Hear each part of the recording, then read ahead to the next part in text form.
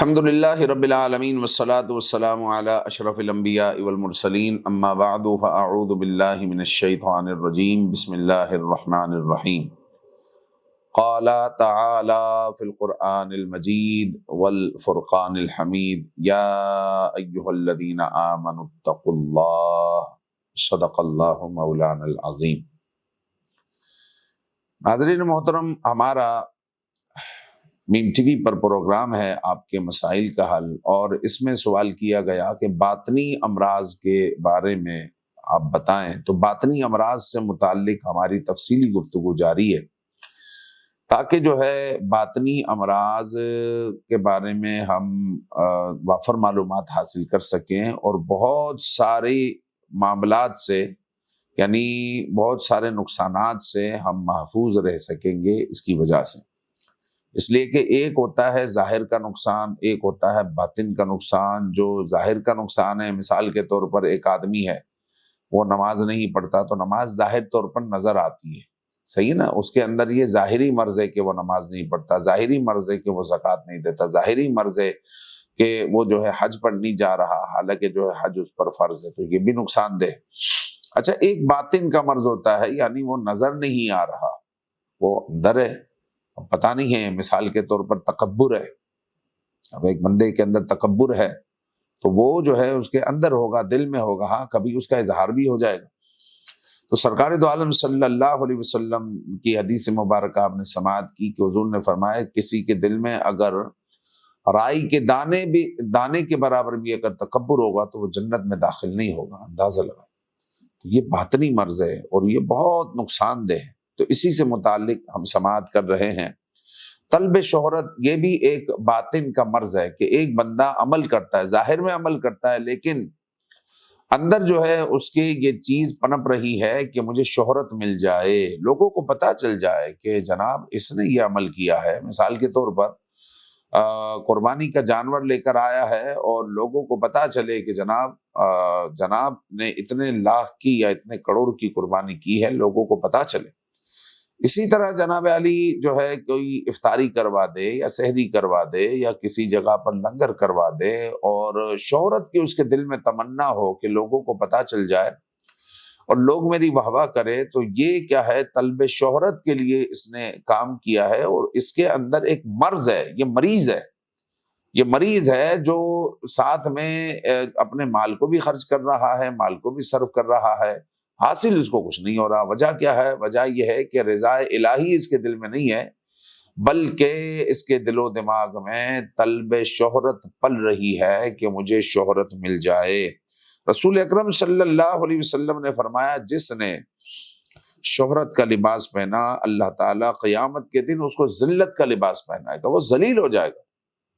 شہرت کا لباس جس نے پہنا، لہٰذا دنیا میں رہ کر ہم جو کام بھی کریں، رضا الہی، اللہ تعالیٰ ہم سے راضی ہو جائے، اللہ کے لیے کریں تو اللہ کے یہاں پر وہ عمل مقبول ہے۔ یاد رکھیں کہ اللہ تعالیٰ شرک کو پسند نہیں کرتا، کہ اللہ رب العزت کے لیے کوئی کام کیا جائے، ساتھ میں لوگوں کو بھی شامل کر لیا جائے کہ اللہ بھی خوش ہو جائے، لوگ بھی خوش ہو جائے، تو یہ تو شرک ہو گیا نا۔ اور اس کو حدیث پاک میں شرک اصغر کہا، ایک ہے شرک اکبر، ایک ہے شرک اصغر، جس کو ریاکاری کہتے ہیں۔ تو یہ طلب شہرت بندے کو ریاکاری تک پہنچاتا ہے، اور ریاکاری تک پہنچ گیا تو پھر تو عمل سارا ضائع ہو گیا، برباد ہو گیا۔ حضرت ابراہیم بن ادم رحمۃ اللہ تعالی علیہ فرماتے وہ شخص اللہ کی تصدیق کر ہی نہیں سکتا جو شہرت کو پسند کرتا ہے۔ اللہ اکبر۔ تو ہمیں چاہیے کہ ہم جو بھی کریں اللہ کے لیے کریں۔ اسی طرح جو ہے باطن کا ایک مرض ہے تعظیم امراء، امیروں کی تعظیم کرنا، غریبوں کو دھتکار دینا، یہ بھی باطن میں ایک مرض ہے ہمارے۔ کوئی امیر ہو تو اس کی تعظیم کی جاتی ہے، اس کے لیے کھڑے ہو جائیں گے، اس کے لیے جو ہے جناب علی وقت بھی نکل جائے گا، اس کے لیے زبان سے نکلنے والے کلمات بھی میٹھے ہوں گے اور انداز نرم ہوگا، انداز لطیف ہوگا، اور جناب علی بڑی اچھی طریقے سے ملیں گے، اور غریب ہو تو اس کو دھتکاریں گے۔ تو یہ بھی ایک باطن کا مرض ہے، تو اس کو کہتے ہیں تعظیم امراء، امیر لوگوں کی عزت صرف ان کی دولت کی وجہ سے کرنا۔ ہم یہ نہیں کہہ رہے کہ کوئی امیر ہے تو اس کی عزت ہی نہیں کی جائے گی، ایسا تو نہیں ہے، اللہ تعالیٰ نے اس کو عزت دی ہے، اس کو عزت دیں، لیکن صرف اس کی دولت کی وجہ سے اس کی عزت کرنا، اور دولت نہ ہو تو اس کی عزت نہ کرنا، اور جس کے پاس دولت نہ ہو تو اس کی احترام نہ کرنا، اس کو ذلیل کرنا، تو یہ تعظیم امرا ہے۔ اور نبی پاک صلی اللہ علیہ وسلم نے اس بارے میں فرمایا کہ جب الحزن سے پناہ مانگو۔ صحابہ نے عرض کیا کہ یہ کیا ہے؟ تو فرمایا یہ جہنم کی وادی ہے جس سے خود جہنم بھی دن میں 400 مرتبہ پناہ مانگتا ہے۔ پوچھا گیا یا رسول اللہ اس میں کون لوگ ہیں جو داخل ہوں گے؟ حضور نے فرمایا اس میں ریاکار، قراء، اہل علم کو ڈالا جائے گا۔ اللہ تعالیٰ کے ہاں بہت مبغوض، قابل نفرت قراء، اہل علم وہ ہیں جو امیر لوگوں سے ان کی امیری اور طلب مال کے لیے ملاقات کرتے ہیں۔ اس لیے ملاقات کرتے ہیں کہ طلب مال کے لیے، امیری کے لیے ان کی آہو بغت اس لیے کرتے ہیں کہ جناب علی اس کے بس مال ہے۔ تو یہ جو ہے شرعاً مذموم ہے، اچھی بات نہیں ہے۔ ہاں عزت تو سب کی کریں گے، لیکن تعظیم امرا کو اپنا لینا اور اس کی دولت کی وجہ سے جناب علی اس کے پیچھے پیچھے گھومنا، یہ شرعاً جو ہے محبوب نہیں ہے۔ حضرت بایزید بسطامی رحمۃ اللہ تعالی علیہ فرمایا دولت کی بنیاد پر عزت کرنا نفس کی پیروی ہے، اور تقوی کی بنیاد پر عزت کرنا یہ دین کی پیروی ہے۔ تقوی اختیار کرتے ہوئے کسی کو عزت دینا، پھر وہ امیر ہے یا غریب ہے یہ نہیں دیکھنا ہے، عزت دینا ہے۔ تو یہ تو جو ہے شرعاً محبوب ہے، لیکن دولت کے لیے صرف کسی کو عزت دے رہے ہیں، اور جس کے پاس دولت نہیں ہے اس کو رسوا کر رہے ہیں، ذلیل کر رہے ہیں، دھتکار رہے ہیں، تو شرعاً یہ محبوب نہیں ہے۔ اسی طرح تحقیر مساکین بھی اسی میں آ جائے گا۔ مسکینوں کو تحقیر سے دیکھنا، حقیر جاننا، غریبوں کی ان کی غربت کی وجہ سے حقیر جاننا، یہ بھی باطن کا مرض ہے۔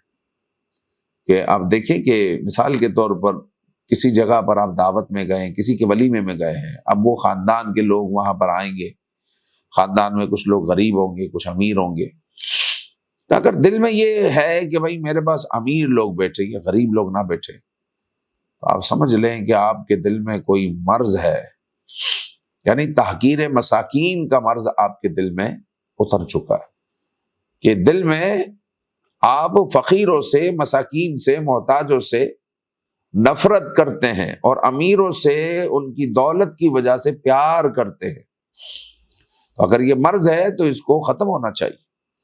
اور اس بارے میں حضور علیہ السلام نے کیا فرمایا سنیے کہ ایک مسلمان دوسرے مسلمان کا بھائی ہے، نہ تو وہ اس پر ظلم کرتا ہے، نہ ہی اسے رسوا کرتا ہے، نہ ہی اسے حقارت سے دیکھتا ہے۔ تو آج کوئی ولیمے میں چلے جائے مثال کے طور پر، وہاں پر خاندان کے اور دوست احباب جو ہے 500 آدمی آئے ہوئے ہو، تو لوگ کہتے ہیں کہ میرے پاس کوئی امیر آ کر بیٹھے، جس کی کوئی عزت ہو، جس کا کوئی قد ہو، وہ آ کر بیٹھے، غریب لوگ نہ بیٹھے، غریب لوگ نہ بیٹھے۔ تو وہ اگر دل و دماغ میں اپنے دل و دماغ کا وہ علاج کرے، اور پھر اپنا محاسبہ کرے کہ وہ کہاں کھڑا ہوا ہے، اس کے اندر یہ کیا چیز پل رہی ہے، اس کے دل میں کیوں جو ہے فقیروں اور مساکین کے لیے حقارت پائی جاتی ہے۔ اگر پائی جاتی ہے تو اس کو ختم کرنے کی کوشش کریں۔ تو حضور نے فرمایا نہ اس کو، یعنی مسلمان کا بھائی ہے، وہ کسی مسلمان کو حقارت سے نہیں دیکھتا۔ کسی مسلمان کے برا ہونے کے لیے صرف اتنا ہی کافی ہے کہ وہ اپنے مسلمان بھائی کو حقارت سے دیکھے۔ یہ حضور علیہ السلام کا فرمان ہے، برا ہونے کے لیے اتنا کافی ہے کہ وہ اپنے مسلمان بھائی کو حقارت سے دیکھے۔ لہذا کسی دانا کا قول ہے، مسکین کی تحقیر دراصل اس کے خالق کی تقسیم پر اعتراض ہے، کہ جو اگر امیر کو تو عزت دے رہا ہے، مسکین کو عزت نہیں دے رہا، تو کیا اللہ تعالیٰ کی تقسیم پر اس کو اعتراض ہے؟ کہ اللہ تعالیٰ نے ایک کو امیر بنایا ہے، ایک کو مسکین بنایا ہے، تو یہ تو اللہ نے بنایا۔ اگر کسی کے پاس کروڑوں روپیہ ہے تو کیا اس کے سر پر سینگ لگے ہوئے ہیں کہ اس کے پاس پیسہ ہے؟ اللہ نے دیا ہے اس کو۔ اللہ نے اس کو امیر بنایا، کسی کو مسکین بنایا۔ کوئی بندہ ہوتا ہے روزانہ 14 گھنٹے 16 گھنٹے کام کرتا ہے، لیکن اس کے پاس جو ہے چند ہزار روپے بھی نہیں آتے، وہ گھر پر 900 روپے 800 روپے 1000 روپے لے کر جا رہا ہوتا ہے۔ اور ایک بندہ آتا ہے مارکیٹ میں چند گھنٹے کام کرتا ہے اور گھر پر ہزاروں روپیہ لے کر ایک ایک دن میں جا رہا ہوتا ہے۔ کون دے رہا ہے؟ اللہ دے رہا ہے۔ تو کہا کہ اگر کوئی کسی کو حقیر سمجھتا ہے تو کیا اللہ کی تقسیم پر وہ اعتراض کر رہا ہے؟ اللہ نے اس کو مسکین بنایا ہے، اور اس بات سے ڈرنا چاہیے کہ اللہ نے اس کو مسکین بنایا ہے تو تجھے بھی وہ مسکین بنا سکتا ہے۔ اللہ نے اس کو لینے والا بنایا ہے، تجھے دینے والا بنایا ہے، تو ڈر اس دن سے کہ جب تو بھی لوگوں سے مانگ رہا ہو، تو بھی جو ہے لوگوں سے لے رہا ہو، دینے والا اب لے رہا ہے، تو رب تعالی آنے واحد میں جو چاہے کر دے، وہ سب کچھ کر سکتا ہے۔ وہ کہتا ہے کون ہو جا تو فیکون، بس ہو جاتا۔ لہٰذا اللہ رب العزت نے آپ کو مال و دولت دیا ہے، آپ کو نعمتیں دی ہے، شکر ادا کریں اور اپنا محاسبہ کریں کہ اس وقت ہم کہاں کھڑے ہیں اور کیا سوچتے ہیں، دل و دماغ میں کیا بیماری پل رہی ہے۔ جس طرح اتباع شہوات یہ بھی باطنی مرض ہے، اتباع شہوات یہ بھی باطنی مرض ہے، یعنی ہماری جو خواہشات ہیں ہم اس پر چلتے ہیں۔ جس طرح جائز ناجائز کی پرواہ کیے بغیر نفس کی ہر خواہش کے پیچھے چلنا، یہ ہے اتباع شہوات۔ اور رسول اکرم صلی اللہ علیہ وسلم نے فرمایا جنت کو ناپسندیدہ چیزوں سے ڈھانپ دیا گیا اور دوزخ کو شہوات نفسانی خواہشات سے ڈھانپ دیا گیا۔ تو یہ اتباع شہوات جو ہے یہ جہنم کا راستہ ہے۔ نفس جو کہے بس ہم وہ کر رہے ہیں۔ سر آج کل تو گناہ کرنا بہت آسان ہو گیا۔ اللہ تعالیٰ سے دعا کرنی چاہیے کہ اللہ گناہ کرنا ہمارے لیے مشکل بنا دے۔ کہ پہلے ہم سوچتے تھے کہ جناب علی اس کے گھر پر جو ہے ڈش اینٹینا ہے، تو اس کو بھی لوگ کہتے تھے اس کے گھر میں ڈش ہے، پتہ نہیں کیا کیا دیکھتا ہوگا، کیا کیا آتا ہے، یعنی ایک ذہن میں کچھ اور ہی گھوم رہا ہوتا تھا کہ ڈش اینٹینا جس کے گھر میں ہوتا ہے تو دنیا بھر کے چینل اس کے پاس آتے ہیں، تو یہ ہوتا ہے، تو یہ ہوتا تھا۔ اب تو ڈش اینٹینا سمجھو کہ موبائل کے سامنے کچرا ہو چکا ہے، کچھ حیثیت ہی نہیں۔ ایک موبائل میں جو ہے اگر جو ہے آپ جو ہے یوٹیوب کو ہی دیکھ لیں تو اسی سے کروڑوں چینل آپ کے پاس موجود ہیں، اور اگر اوور آل دیکھیں تو آپ کے پاس پورا سوشل میڈیا موجود ہے، اور آپ کے پاس کروڑوں نہیں اربوں ویڈیوز موجود ہیں، اور نہ جانے کیا کیا خرافات ہمارے سامنے ہیں۔ تو گناہ کرنا آسان ہو گیا اور شہوات کو پورا کرنا آسان ہو گیا، جو چاہے دیکھ رہے ہیں، اسکرولنگ ہو رہی ہے۔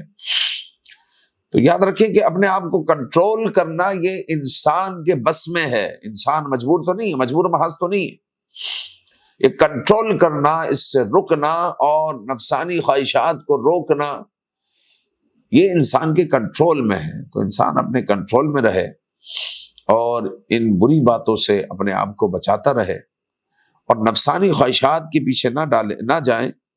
تو حضرت علی المرتضیٰ کہتے ہیں کہ تمہارا سب سے بڑا دشمن تمہارا وہ نفس ہے جو تمہارے دو پہلوؤں کے درمیان ہے، کہ بھی ہمارا دشمن ہے۔ پھر جو ہے مداہنت کی طرف آ جائیں۔ مداہنت جو ہے دنیاوی مفاد کے لیے دین کے معاملے میں سستی دکھانا یا گناہ پر خاموشی اختیار کرنا، اس کو مداہنت کہتے ہیں۔ دنیاوی مفاد کے لیے دین کے معاملے میں سستی دکھانا یہ بھی مداہنت ہے، اور جناب علی گناہ پر خاموشی اختیار کرنا یہ بھی مداہنت ہے۔ ہمارے گھروں میں شادیاں ہوتی ہے، شادیوں میں اچھے خاصے نمازی پرہیزگار لوگ بھی گناہ میں مبتلا ہو جاتے ہیں، اپنے سامنے گناہ ہوتے ہوئے دیکھتے ہیں لیکن کچھ بولتے نہیں۔ یوں تو حاجی صاحب کی جو ہے گھر میں بھرپور چلتی ہے، حاجی صاحب کہتے ہیں کہ جناب علی جو ہے ہمیں اس دفعہ مثال کے طور پر گائے نہیں بکرے کرنے ہیں تو کرنے ہیں۔ اب بچے کہہ رہے ہیں گائے لانی ہے، بولا نہیں بکرے لانے، تو بکرے جو ہے لانے پر بچے مجبور ہو جائے، کیونکہ پپا نے کہا ہے ماننا پڑے گا۔ تو حاجی صاحب کی اتنی چلتی ہے، لیکن اسی حاجی صاحب کے گھر میں شادی ہوتی ہے تو جناب علی ڈانڈیا بھی چل رہا ہے، ناچ گانے بھی چل رہا ہے۔ حاجی صاحب کو کہا جائے کہ 4 بجے تک آپ کے گھر میں میوزک چل رہا ہے، حاجی صاحب کہتے ہیں یار بچے ہاتھ میں ہی نہیں آتے، بچے مانتے ہی نہیں۔ حالانکہ وہ اگر ناراضگی کا اظہار کرے اور سختی سے کہے تو وہ مان سکتے ہیں، لیکن کیا ہوتا ہے کہ بعض اوقات انسان مداہنت کا شکار ہو جاتا ہے، یعنی گناہ دیکھتے ہوئے وہ گناہ سے منع نہیں کرتا، اس کو برداشت کرتا ہے اور وہ روک سکتا ہے لیکن وہ روکتا نہیں۔ یہ مداہنت ہے، اور مداہنت کے بارے میں حدیث پاک میں آیا جس نے اللہ کی ناراضگی میں لوگوں کی خوشنودی تلاش کی، اللہ اس سے ناراض ہو جائے گا اور لوگوں کو بھی اس سے ناراض کر دے گا۔ لہذا جو ہے اپنے آپ کو مداہنت سے بچانا چاہیے۔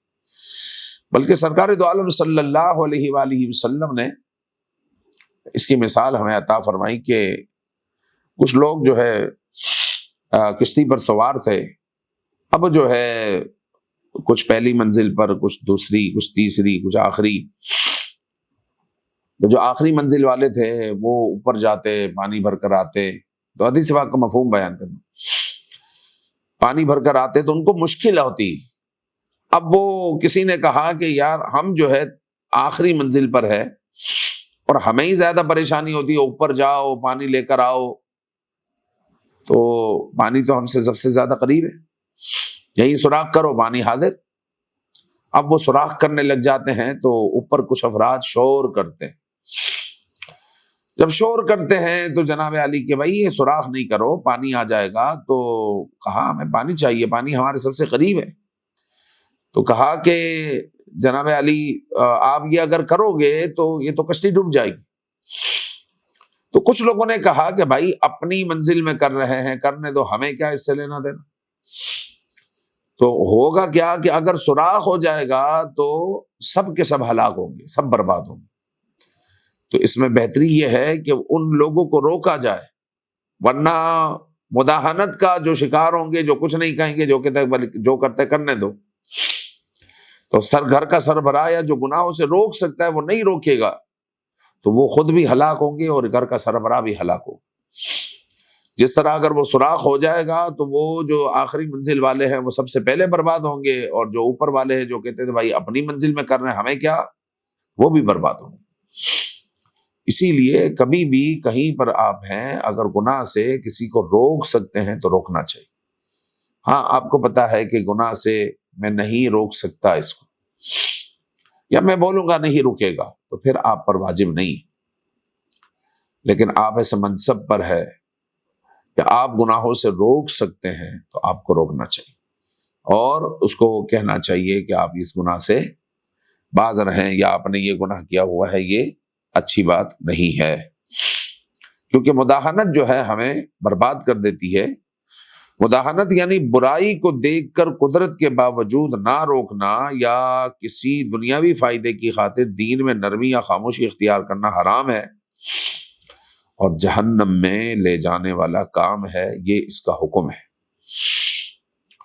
مزید کفران نعمت، یہ بھی جو ہے دل کا ایک مرض ہے۔ ایک بندہ ہے جو ہم پر احسان کرتا ہے، مثال کے طور پر اس کی وجہ سے ہمیں نعمت ملی، ہم اس کے شکر گزار نہ ہوں، یا اللہ رب العزت کی ہم پر اتنی نعمتیں ہیں اور دل میں یہ بٹھایا ہوا ہے کہ یار میرے پاس گاڑی کیوں نہیں ہے، اور میرا بچہ فلاں اسکول میں کیوں نہیں پڑھتا، اس کا بچہ کیوں پڑھتا ہے، یہی دل میں ریل چل رہی ہو، اور اللہ تعالیٰ کی دیگر نعمتوں کو وہ بھول جائے کہ اللہ تعالیٰ نے اس کو کسی کا محتاج نہیں کیا، اپنی چھت عطا کی ہے، اس کا اپنا گھر ہے، اپنی موٹر سائیکل ہے، صحت و عافیت والی زندگی بسر کر رہے ہیں، سارے بچے صحت مند ہے، اللہ رب العزت نے کسی کا قرض دار نہیں بنایا، رب تعالیٰ نے اتنی اتنی نعمتیں دی ہے، سب کو چھوڑ دے اور چند چیزوں کو لے کر بیٹھ جائے اور جناب علی اسی کے بارے میں سوچتا رہے کہ ایسا کیوں نہیں ہے، تو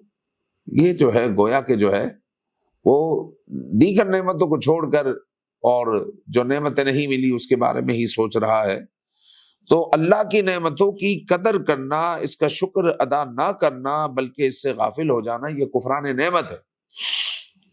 کہ جو اللہ نے نعمتیں دی ہے اس کی قدر کرنی ہے، اس سے غافل نہیں ہونا، اس کو یاد رکھنا ہے، اس کو یاد کر کر کے رب تعالیٰ کا شکر بجا لائے۔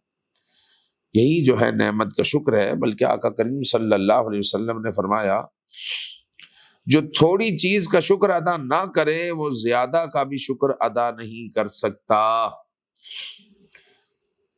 تھوڑی چیز کا بھی شکر ادا نہ کرے تو زیادہ کا بھی شکر ادا نہیں کر سکتا، اور جو لوگوں کا شکریہ ادا نہیں کرتا وہ اللہ تعالیٰ کا بھی شکر ادا نہیں کر سکتا۔ اللہ تعالیٰ کی نعمتوں کا تذکرہ کرنا بھی اس کا شکر ادا کرنا ہی ہے، جبکہ اس کی نعمتوں کا اظہار نہ کرنا کفران نعمت یعنی نعمتوں کی ناشکری ہے۔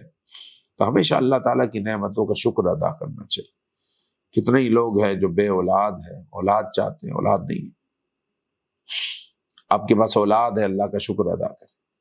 کتنے ہی لوگ ہیں جن کی اولاد ہے لیکن اب نارمل ہے، محتاج ہے، کسی کو پولیو ہے، کسی کے ہاتھ نہیں، کسی کے پاؤں نہیں، کسی کی آنکھ نہیں۔ آپ کی اولاد صحت مند ہے، اللہ کا شکر ادا کریں۔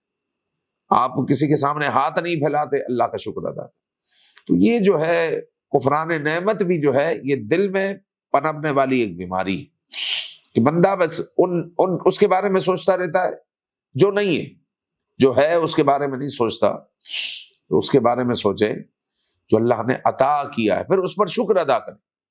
اور اللہ تعالیٰ نے قرآن مجید میں فرمایا لَإِن شَكَرْتُمْ لَأَزِيدَنَّكُمْ، اگر تم شکر کرو گے تو اللہ تعالیٰ تمہیں اور دے گا، اور اضافہ ہوگا اس میں انشاءاللہ، نعمتوں میں اور اضافہ ہوگا۔ تو اللہ تعالیٰ کا ہمیشہ شکر ادا کرنا چاہیے۔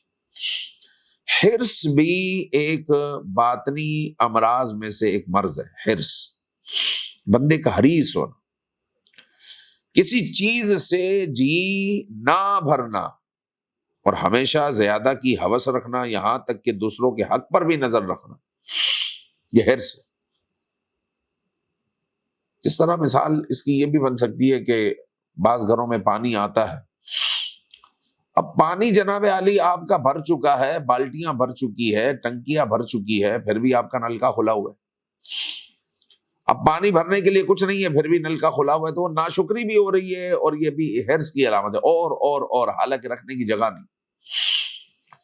اللہ تعالیٰ نے مال و دولت دیا ہوا ہے، پھر بھی حرص، جناب سب کچھ چھوڑ کر، نمازیں چھوڑ کر، اولاد کی تربیت چھوڑ کر، عبادت چھوڑ کر، ذکر اللہ چھوڑ کر، بس پیسہ پیسہ پیسہ پیسہ پیسہ، یہ حرص ہے، یہ حرص ہے۔ تو بندے کو اس قدر جو ہے مال و دولت جمع کرنے والا نہیں ہونا چاہیے کہ اس پر حریص کا لیبل لگ جائے۔ حرص اچھی چیز نہیں ہے، یہ باطن کا ایک مرض ہے، یہ باطن کا، جس طرح مثال کے طور پر آج کل جو بفے سسٹم چل رہا ہے ہمارے یہاں پر، اس میں بھی حرص آپ دیکھ سکتے ہیں۔ ہونا یہ چاہیے کہ آپ کا مہمان آپ کے گھر پر آیا ہے تو اس کو ٹیبل پر کھانا دو نا، اس کو ٹیبل پر، وہ ہال میں ہو یا آپ کے گھر پر ہو، تو اس کو ٹیبل پر آپ کے پاس 2 ڈشیں ہیں، 4 ڈشیں ہیں، تو اس کی الگ الگ ڈش بنا کر اس کے سامنے رکھ دی جائے، اس کو جتنا چاہیے ہوگا اس میں سے نکال کے کھا لے گا۔ اب بفے سسٹم جو ہے ہمارے یہاں پر آ گیا، جو مسلمانوں کا سسٹم نہیں ہے۔ مسلمانوں کا طریقہ کار یہ ہے کہ وہ ادب کے ساتھ اپنے مہمان کو کھانا پیش کرتا ہے، کیونکہ مہمان یہ اللہ تعالیٰ کی بہت بڑی نعمت ہے۔ مہمان ہماری کتنی بلاؤں کو لے جاتا ہے، اپنا رزق خود لے کر آتا ہے، برکتیں ہمیں دے کر جاتا ہے۔ تو مہمانوں کے ساتھ ہم سلوک کیا کرتے ہیں کہ جناب علی بیچ میں کسی جگہ پر کھانا سجایا جاتا ہے اور پھر آواز دی جاتی ہے، اب سب لوگ وہاں پر جمع ہو جاتے ہیں اور کھڑے ہو کر پھر کھانا ان کو لینا ہے۔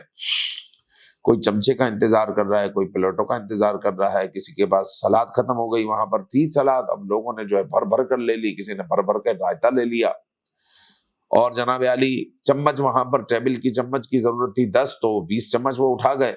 اب وہاں پر یہ حرص ہے۔ اب جس کے ہاتھ میں بریانی کا چمچ آیا تو اس نے بھر بھر کر بریانی نکالی، بھر بھر کر سالن نکالا، تو بعد میں ملے نہ ملے، یہ حرص ہے۔ اپنے پیٹ سے اپنی ضرورت سے زیادہ جو ہے اس نے کھانا لے کر جو ہے اپنی ٹیبل پر وہ بیٹھ گیا، اور جناب علی کھانا کھا رہا ہے، پھر آپ ایسے ہال کا، ایسی جگہ کا آدھے گھنٹے بعد، 1 گھنٹے کے بعد وزٹ کر کر دیکھ لے، کتنا کھانا ضائع ہوتا ہے، کتنا کھانا ضائع ہوتا ہے۔ لوگوں کو اس بات کی پرواہ نہیں ہوتی کہ جناب علی صاحب خانہ نے یہ کس طرح اس کا ارینج کیا ہوگا۔ کسی کی جو ہے نوکری کا معاملہ ہوگا، کسی کوئی قرض دار ہوا ہوگا، کسی کی نوکری ہوگی اور اتنا کوئی آوک نہیں ہوگی، اتنی تنخواہ نہیں ہوگی، اس کو قرضہ لینا پڑا ہوگا، کس طرح اس نے پورا کیا۔ لیکن بڑی بے دردی کے ساتھ جو ہے لوگ، کیونکہ حرص ایک مرض ہے نا، ہونا یہ چاہیے کہ جناب علی آپ کو جتنا چاہیے آپ لے لیں، بعد میں بھی آپ کو مل جائے گا۔ آپ دعوت میں آئے ہوئے ہیں، صاحب خانہ جو ہے خود بھوکا گھر پہ جائے گا لیکن آپ کو کھلائے گا۔ لیکن ہوتا یہ ہے کہ بھر بھر کر لے رہے، یہ حرص کی علامت ہے کہ آپ جو ہے جناب سالن بھی بھر کر لے لیا، بریانی بھی بھر کر لے لی، جب کھایا تو آدھا بھی نہیں کھایا گیا۔ یہ حرص ہے اور یہ ناشکری ہے، کفران نعمت ہے۔ آپ کو پتا ہے کہ یہ نعمت ضائع ہوگی لیکن پھر بھی آپ نے یہ کیا، گنہگار ہوں گے۔ اللہ تعالیٰ کے حضور معافی مانگنی چاہیے۔ ایک شخص کو میں نے دیکھا، اس نے ایک ہی پلیٹ لی ہوئی تھی، ایک ہی پلیٹ میں تھوڑی سی بریانی ڈالی ہوئی تھی، تھوڑا سا قورمہ ڈالا ہوا تھا، ایک روٹی ایک جگہ پڑی ہوئی تھی، ایک جگہ سلاد پڑی ہوئی تھی، ایک جگہ ایک مچھلی کا ٹکڑا پڑا ہوا تھا اور ایک جگہ جو ہے چکن کا ٹکڑا تھا۔ تو میں نے اس سے سوال کیا، میں خوش ہوا اس کہ آپ اور لے لیں، تو کہا کہ یہ بہت ہے، یہ میں کھا رہا ہوں، اس کو پورا کرنا ہے مجھے، اور چاہیے ہوگا تو اور لے لوں گا۔ یہ بھی کھانے کا طریقہ ہے نا کہ آپ سب آئٹمز کو چکھنا چاہتے ہو تو وہ ایک ہی پلیٹ میں بھی آ سکتا ہے۔ کیا ضرورت ہے کہ جناب بھر بھر کر لینا اور اللہ کی نعمتوں کو ضائع کرنا۔ یہ حرص اچھی چیز نہیں ہے، بلکہ رسول اکرم صلی اللہ علیہ وآلہ وسلم نے فرمایا کہ اگر ابن آدم کے پاس سونے کی 2 وادیاں ہوتی تو وہ تیسری کی تمنا کرتا۔ مطلب یہاں پر اس نے بریانی کی پلیٹ بھی بھر لی ہے، قورمے کی پلیٹ بھی بھر لی ہے، اگر مچھلی ہوتی تو اس کی پلیٹ بھی اس کو بھر لینی تھی، اور اگر جو ہے فرائی چکن ہوتی تو اس کی بھی پلیٹ اس کو بھر لینی تھی، اس کو رکنا نہیں تھا۔ تو یہ ابن آدم کی مثال حضور علیہ الصلوۃ والسلام نے دی کہ 2 وادیاں ہوں تو یہ تیسری وادی کی فکر کرتا ہے کہ اگر تیسری بھی ہوتی تو مزہ آ جاتا۔ پھر حضور نے فرمایا کہ اس کا پیٹ تو قبر کی مٹی بھرے گی۔ تو اس سے ہمیں رکنا ہے، یہ قلبی مرض ہے، اس مرض کو ہمیں ختم کرنا ہے۔ یہ ہوتا ہے لیکن ختم ہم نے کرنا ہے۔ کوئی کسی فرشتے نے نہیں آنا کہ کوئی فرشتہ آپ کا ہاتھ روکے اور فرشتہ ہاتھ روک کر کہے کہ جناب علی بس کرو، بس جو ہے آپ نے بہت کھانا نکال لیا، ایسا نہیں، بلکہ اس سے رکنا آپ نے ہے، آپ نے اپنے آپ کو کنٹرول کرنا ہے۔ بلکہ حضرت حسن بصری رحمت اللہ تعالی علیہ فرماتے ہیں، حرص وہ قید خانہ ہے جس کی دیواریں کبھی ختم نہیں ہوتی۔ کہ حرص کے جال میں جو پھنس جائے، آپ کہتے ہیں کہ پھر اس کی دیواریں کبھی ختم نہیں ہوتی۔ لہذا بندے کو حریص نہیں ہونا چاہیے، بندے کو مال صرف کرنے والا اور ایثار کا جذبہ ہونا چاہیے۔ ایثار کا جذبہ ہوگا تو حرص کا معاملہ ختم ہو جائے۔ کہ آپ کو جناب علی، آپ نے مثال کے طور پر قربانی کی ہے تو قربانی میں گوشت ایک تو ہے کہ سمیٹنا اور خود خوب اپنا فریج بھرنا اور دوسروں کو نہ دینا، تو یہ بھی ایک حرص ہے، اور دوسروں کو دینا، خرچ کرنا، غربا تک پہنچانا، یہ سخاوت ہے۔ جب سخاوت ہوگی تو حرص کی کٹنگ ہوگی، حرص ختم ہوگی۔ تو اپنے اندر ہمیں سخاوت کا جذبہ، ایثار کا جذبہ بیدار کرنا چاہیے، حرص کو ختم کرنا چاہیے۔ رب تعالی ہمیں عمل کی توفیق عطا فرمائے، آمین بجاہ النبی الامین صلی اللہ تعالی علیہ وآلہ وسلم۔